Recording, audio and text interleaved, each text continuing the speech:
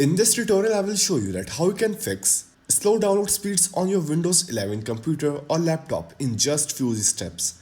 To speed up your downloads, first open the Start menu, search for Settings and click on it. From the left hand side, select Network and Internet, then click on Wi-Fi. Choose your connected network from the list. Scroll down and look for the option called Method Connection. To get fastest possible download speed, make sure this option is turned off. Once that's done, close this window. Now go back to Start menu, search for Data Usage and open Data Usage Overview. Scroll down and click on Data Usage. Here you will see the list of applications that are using your network resources. Carefully review this list and uninstall any applications you don't need.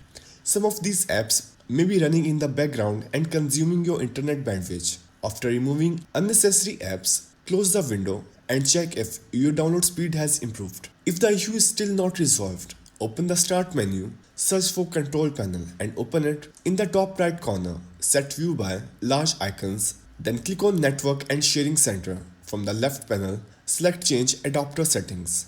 Right-click on your Wi-Fi or network connection and select Properties. Scroll down to Internet Protocol version 4, IPv4 and click Properties.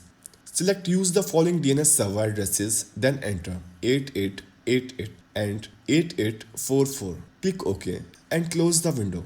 Next, open the Start menu, search for CMD, right-click on Command Prompt, type ipconfig/flushdns and press enter. After completing this step, check again to see if your download speed has improved. If it's still slow, make sure you are disconnected from any VPN, as VPNs also reduce download speeds. That's it. So that's how you can fix slow download speeds on your Windows 11 computer or laptop in just few easy steps.